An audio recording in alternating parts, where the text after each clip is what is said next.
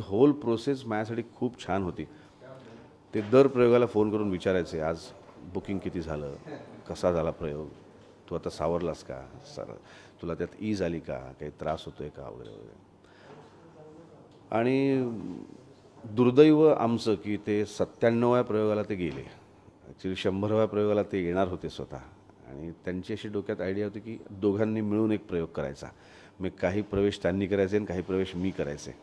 ते त्यांची इच्छा पूर्ण नाही झाली. सो पण स्टील आम्हाला अजून वाटतं की आम्ही राज ठाकरेंच्या हस्ते याचा मुहूर्त केला. तर त्यांनी आम्हाला एक सजेस्ट केलं की अशी जेव्हा नाटकं तुम्ही कोणी मोठ्या लोकांनी केलेली करता तेव्हा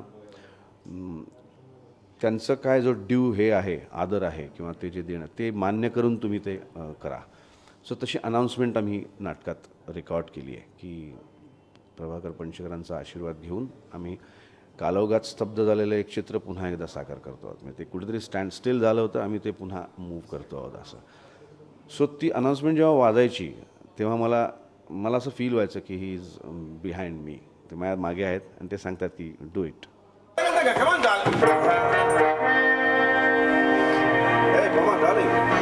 कोण यार?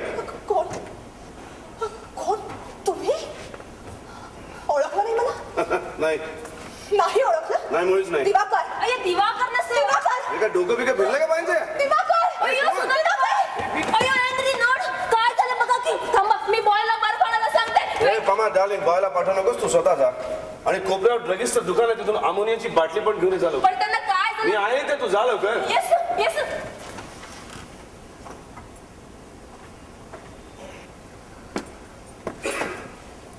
तुम्ही तुम्ही दिवाकर नाहीत? नाही, मग कोण आहात? मी कॅप्टन अशोक परांजपे. दिवाकरांचे कोण? कशाला हवी तुम्हाला माहिती? दिवाकरांचे कोण तुम्ही? मी दिवाकरचा धाकटा भाऊ. दत्तक गेलेले? हा दत्तक गेलेला आणि दिवाकर कुठे आहेत? आहे, इथेच आहे. इथे कुठे? जरा धीर धरा मॅडम. 2 महिने इथेच आहे. हो 2 महिने इथेच आहे. आणि माझे दागिने कुठे आहेत? त्याच्याकडेच आहे. तुमच्या बायकोच्या अंगावर घातले नाही? अहो दिवाकर इथं आला तोच मुळे एका सरकारी प्रकरणाची गुप्त चौकशी करण्याचा आदेश त्याच्या हातात पडला. त्याला ताबडतोब तिकडे जावं लागलं. माझ्या लग्नाला हजर राहू शकला ना तो. माझ्या बायकोच्या अंगावर दागिने कधी घालणार तो? ह्या तुमच्या बोलण्यावर विश्वास ठेवण्यात की मी बावळट आहे असं तुम्हाला वाटलं? हो. आत्ताच्या आत्ता माझ्या दागिन्यांचा कट दिवाकरनं इथं हजर केलं नाही तर मी अशी पोलिसांकडे चालले. याद एक एक एक एक एक मिनिट मॅडम, एवढा आताताईपणा करण्याची काय गरज आहे? पण दादा इथे शेजारच्या खोलीत तर राहतो. मी त्याला ताबडतोब मागच्या दाराने इथे घेऊन येतो. तुम्ही बसा नाही इथे तोपर्यंत. मी आलो दादाला घेऊन. तोपर्यंत आपल्यासाठी काही पाठवू? चहा कॉफी वगैरे? No thanks. Glass of beer? No thanks. नाही पण दादाला कोण आलाय म्हणून सांगू? सुनंदा आली म्हणून सांगू? ओ सुनंदा वहिनी, आय एम एक्सट्रीमली सॉरी वहिनी. तुमच्या लग्नाला मी हजर राहू शकलो नाही, माझ्या लग्नाला तुम्ही हजर राहू शकलो नाही. इथूनच नमस्कार करतो वहिनी. मी आलो दादाला घेऊन ताबडतोब. ते ज्या दिवशी गेले त्याच्या दुसऱ्या दिवशी शो होता माझा. आणि तो शो मला खूप कठीण गेला करायला, कारण मला माहीत होतं ते नाही आहेत. पण तो शो झाला. पण स्टील ती अनाऊन्समेंट जेव्हा वाचते, आजही प्रयोग सुरू व्हायच्या आधी ती वाचते. मी बसलेला असतो स्टेजवर आणि स्टील मला असं वाटतं की he is there looking at me. ते मला गाईड करतायत. त्यांचा तो, कारण मी जवळपास 250 प्रयोग त्यांच्याबरोबर केले होते. अग्निहोत्री नावाचं साक्ष मी त्यात करायचो. सो ते कानात अजून माझ्या तेच त्यांचा स्वर आहे. सो अजून ते आहे. आता त्याच्या पुढे आलो मी खूप. आणि डॉक्टर गिरीश ओकांनी आपलं शिक्षण नागपूरमध्ये केलं. त्यांनी कॉलेजच्या दिवसांनी अनेक नाटकामध्ये काम देखील केलं आणि तिथूनच त्यांचं रंगभूमीवरचं प्रेम सुरू झालं.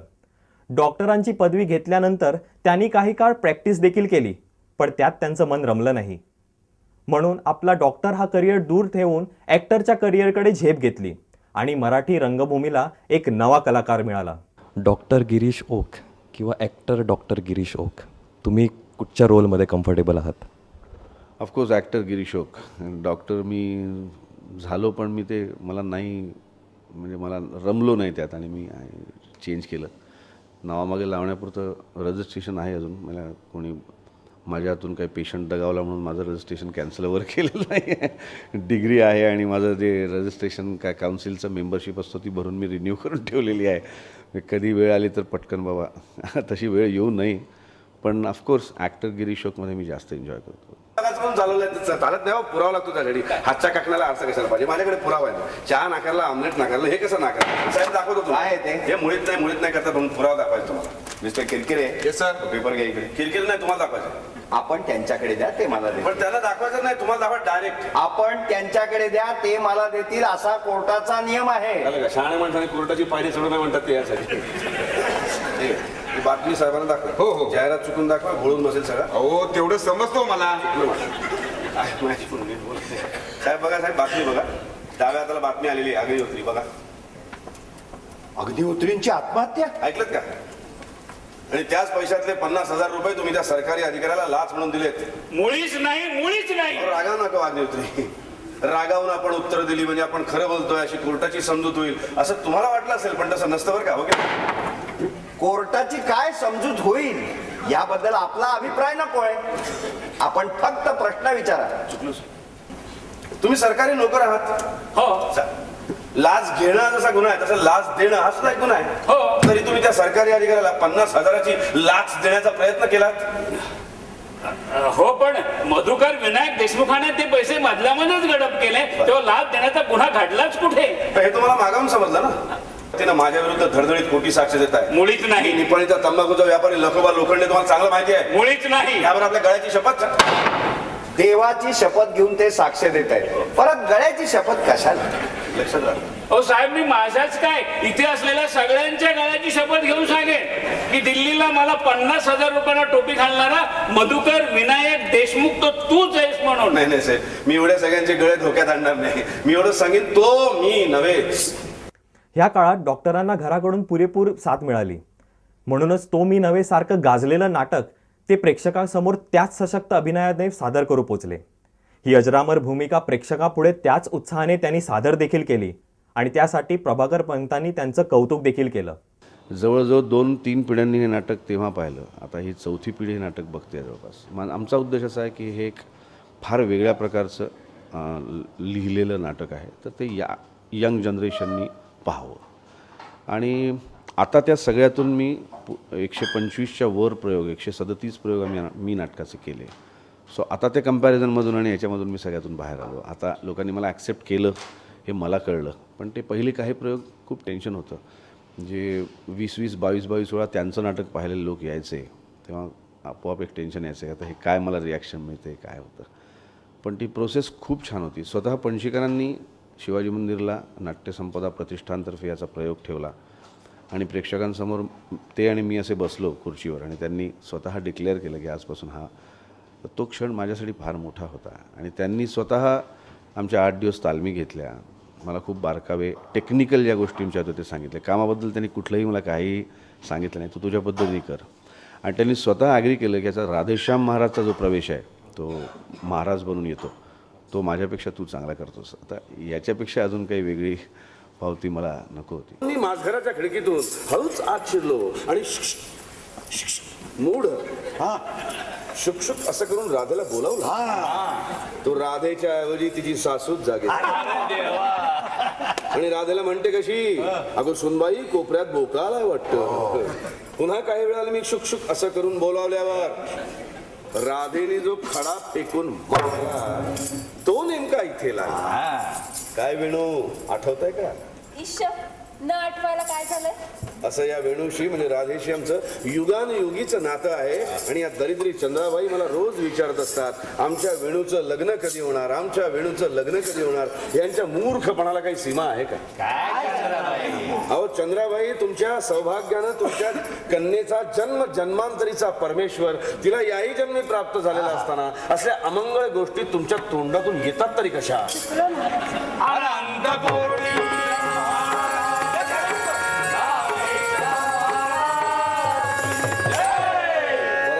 माझी आता समाधीची वेळ झालेली आहे. वेणू, काय महाराज? आमच्या स्नानाची व्यवस्था कर बाबू. करते हा महाराज. श्रीराम जय राम जय जय राम. श्रीराम जय. इकडे इकडे इकडे. त्यात काही राम नाही, इथे राम आहे. उद्या आम्ही वेणूला घेऊन सज्जनगडावर जाणार आहोत. हनुमंत आला होता.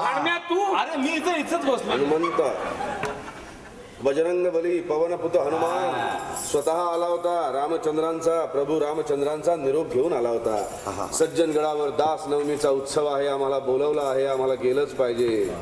पण तुम्ही कुठेही जायचं नाहीये, इथंच बसून प्रभूचं नाम स्मरण करत बसायचं.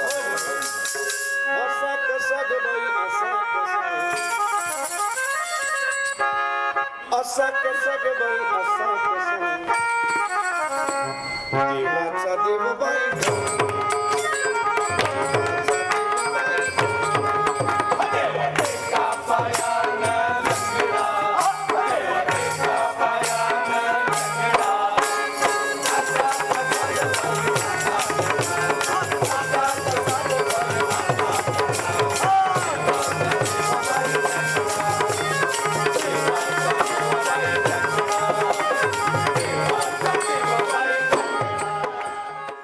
मी निपाणीचा तंबाखूचा व्यापारी लखोबा लोखंडे आहे. व्यापाराच्या निमित्तानं नागपूरला गेलेलो असताना दुर्दैवाच्या योगाने या पोलिसांच्या जाळ्यात सापडलो. या निमित्तानं परमेश्वर माझी सत्व परीक्षाच बघतो की असं वाटतंय मला. सरकार सर्व सत्ताधिकारी आहे, त्यांनी आपलं संपूर्ण सामर्थ्य माझ्या विरुद्ध उभं केलेलं आहे. एक परमेश्वर सोडला तर माझ्या बाजूने कोण आहे ना मूर्ती महाराज. मला जास्तीत जास्त कडक शिक्षा देण्यात यावी अशी सरकारी वकिलांनी आपल्याला विनंती केलेलीच आहे. त्यांनी स्वतःचा सर्वनाश सत्यानाश करून घेतला. अशा माझ्या विरुद्ध साक्ष देणाऱ्या मुलींच्या आणि त्यांच्या आप्तांच्या आत्म्याला जर माझ्या बलिदानानं समाधान मिळणार असेल तर न्यायमूर्ती महाराज आपण मला 15 काळ्या पाण्याची आणि 25 फाशींची बेधडक शिक्षा देऊन टाका, अजिबात घालू नका. माझ्या या बलिदानानं या मध्यमवर्गीय प्रौढ सुशिक्षित मुलींच्या विवाहाचा प्रश्न उद्या जाऊन सुटला आणि त्यांच्या आप्तांच्या टाळक्यात थोडीफार अक्कल आली तर माझं हे हौतात्म्य समाजाच्या सार्थकी लागलं आणि ईश्वराच्या चरणी रुजू झालं असंच मी समजेन. मी आरोपीला दोषी ठरवित आहे आणि त्याच कलमान्वये सांगितलेल्या जास्तीत जास्त शिक्षा म्हणजे 419 कलमान्वये 7 वर्ष आणि 471 आणि 466 कलमान्वये 7 वर्ष सक्त मजुरीची शिक्षा मी आरोपीला ठोठावीत आहे. या दोन्ही शिक्षा त्याने एकाच वेळी भोगायच्या आहेत. कौन खुदा? हाँ, मैं पूछता हूँ कौन खुदा? तू खुदा को भी नहीं मानता? नहीं मानता. मैं किसी खुदा उदा को नहीं मानता. मैं सिर्फ अपने आप को मानता हूँ. हट यहाँ से. अरे हटाओ यार पागल को. या अल्लाह! या अल्लाह! या अल्लाह! तोमी नवेच या नाटकाला प्रुडंट मीडिया करून सुवर्ण महोत्सवी वर्षाच्या हार्दिक शुभेच्छा. हे नाटक असंच नवीन विक्रम करत राहो हीच रंगदेवतेकडे प्रार्थना. आता वेळ आली तुमचा निरोप घ्यायची. आपल्याला हा special feature doctor Girish Oak तो मी नव्हेच कसा वाटला हे कळवायला विसरू नका. मला मेल करात rohit@prudentmedia.in ह्या ईमेल आय डीवर. परत लवकरच भेटू. तोपर्यंत बघत रहा गोव्याचा number 1 infotainment channel prudent media. नमस्कार. साहेब ताई काय सांगते, एवढी सगळी माणसं मी एकटा माणूस कसा असेल साहेब. ताई तुम्ही रडून काही किती सांगितलं तरी मी एवढंच सांगेन, तो मी नव्हेच.